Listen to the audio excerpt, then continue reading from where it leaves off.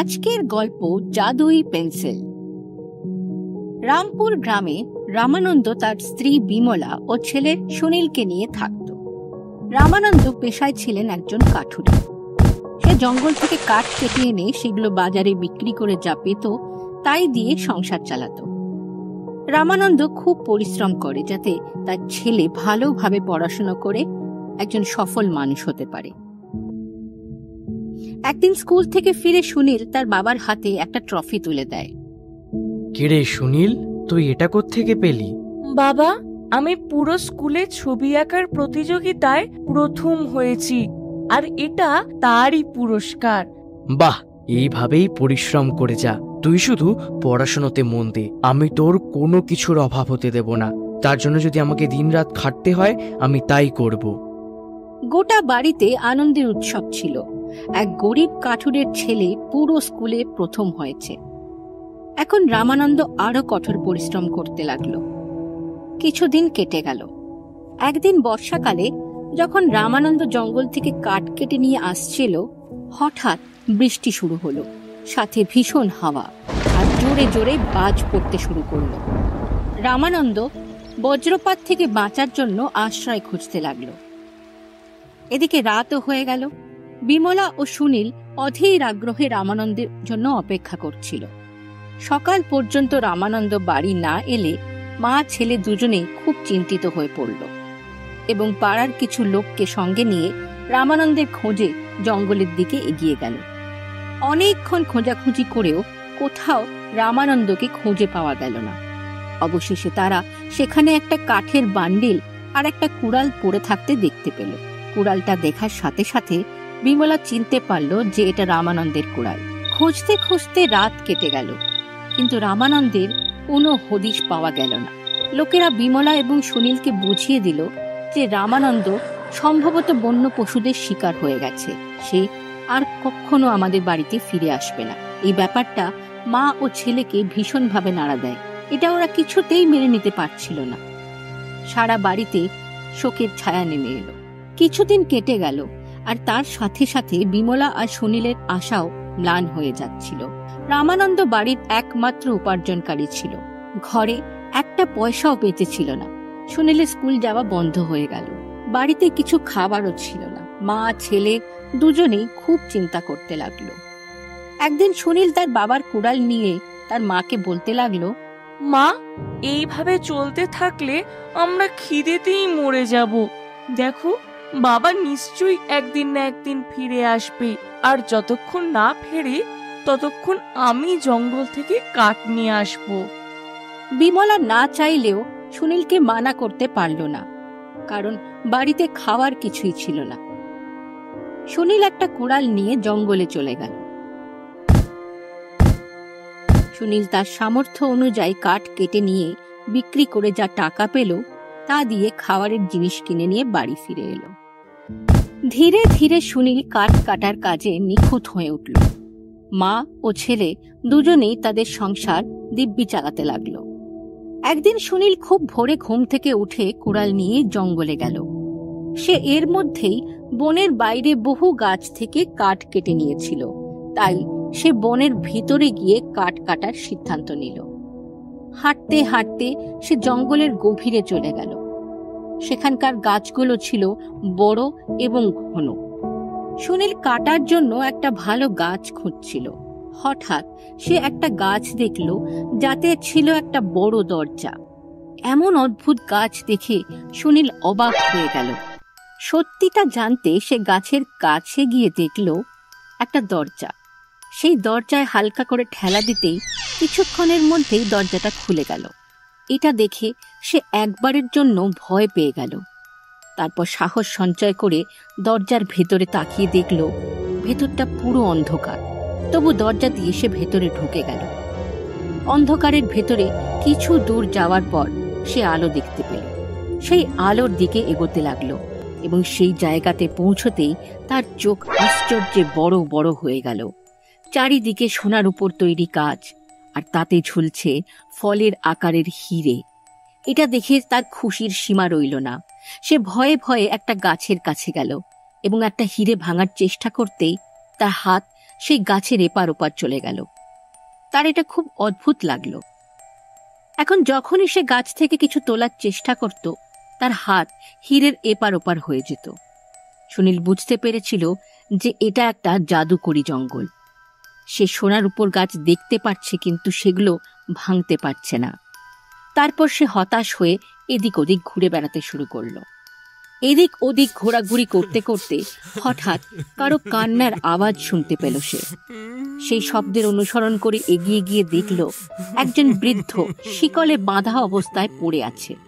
আরে তুমি কে? আর তোমার এই অবস্থা কে করলো?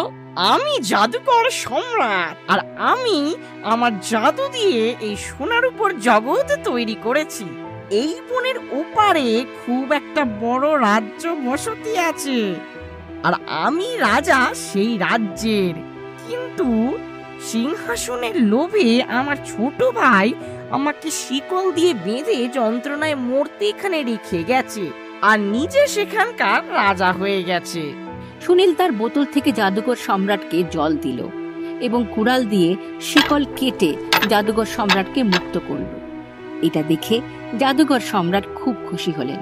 তোমাকে অনেক ধন্যবাদ, কিন্তু তুমি তোমার নিজের সম্পর্কে এবং এখানে কিভাবে এলে এটা তো বললে না।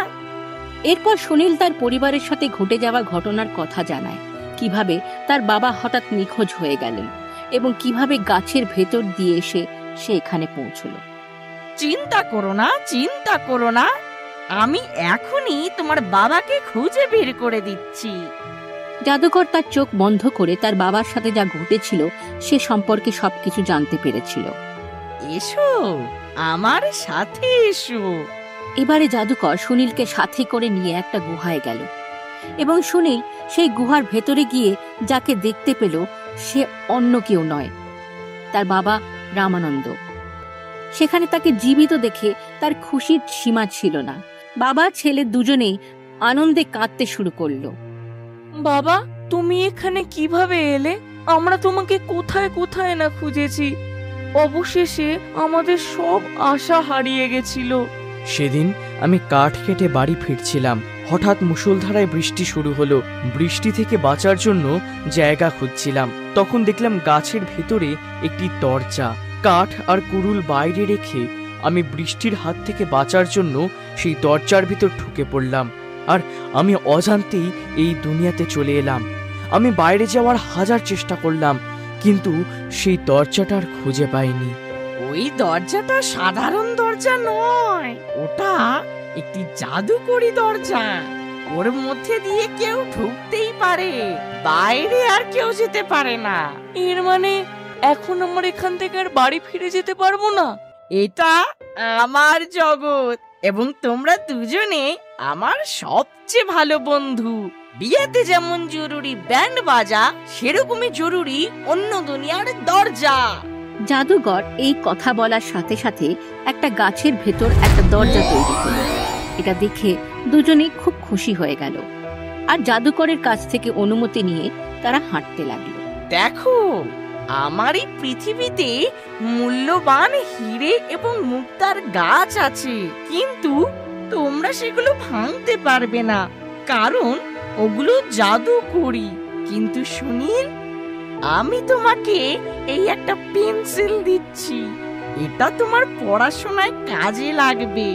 তারপর পেন্সিলটা নিয়ে সুনীল আর রামানন্দ সেই জগৎ থেকে এক মায়াবী দরজা দিয়ে তাদের নিজেদের জগতে ফিরে এলো। আস্তে আস্তে দরজাটা আবার বন্ধ হয়ে গেল। দুজনেই খুশি মনে নিজের বাড়ির দিকে হাঁটা দিল।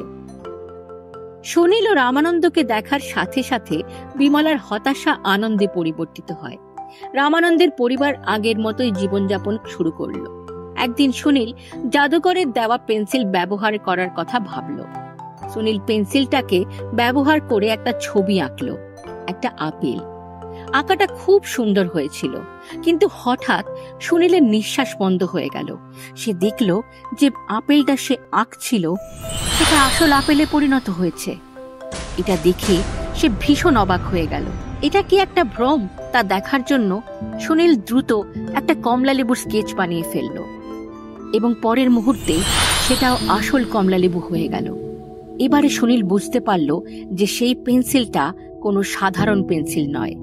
আনন্দে সে জোরে চিৎকার করে তার মা বাবাকে ডাকতে শুরু করলো। মা, বাবা, তাড়াতাড়ি এসো, এটা সাধারণ পেন্সিল নয়, এটা সাকালাকা বুম বুমের জাদুকরি পেন্সিল। সেদিনের পর থেকে সুনীলের পরিবারের পুরো জীবনটাই পাল্টে গেল। তবে যাওয়ার আগে এক সেকেন্ড, এই গল্পটি আপনার কেমন লাগলো আমাদের কমেন্ট করে অবশ্যই বলবেন। আর একটা কথা বলুন তো, আপনারা কি হরর স্টোরি দেখেন? ভূত প্রেতের গল্পে আপনাদের ভয় লাগে না তো? কারণ একেবারে লোম খাড়া হয়ে যাওয়ার মতন গল্পের ডেডলি কম্বিনেশন পাওয়া যায় আমাদের আরেকটি ইউটিউব চ্যানেলে, যার নাম প্রাইম টুনস হরর বেঙ্গলি।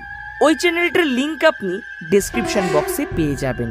তবে তার আগে একটি কথা আমি বলে দিই, আমার শিশু এবং দুর্বল হৃদয়ের বন্ধুরা এই চ্যানেলে ভুলেও যাবেন না, কারণ এই চ্যানেলে ভূত, প্রেত, ডাইনি বুড়ি, শাকচুন্নি, ব্রহ্মদৈত্যের গল্পের এমন ভয়ঙ্কর কালেকশন পাবেন যে আপনার লোম খাড়া হয়ে যাওয়ার গ্যারেন্টি আমাদের। ও যেতে যেতে আরেকটি শেষ কথা, এই গল্পটা যদি আপনাদের ভালো লেগে থাকে তাহলে প্লিজ চ্যানেলটিকে সাবস্ক্রাইব করুন। আপনি আমার প্রাইম টুনস ফ্যামিলির একজন মূল্যবান মেম্বার, আর আপনাকে আমি কিছুতেই হারাতে চাই না। আমার পরবর্তী ভয়ঙ্কর গল্পটা যখন নিয়ে আসবো তখন আপনার মোবাইলে যাতে সবার প্রথমে নোটিফিকেশন যায় তার জন্য চ্যানেলটিকে সাবস্ক্রাইব করে নিয়েছেন তো?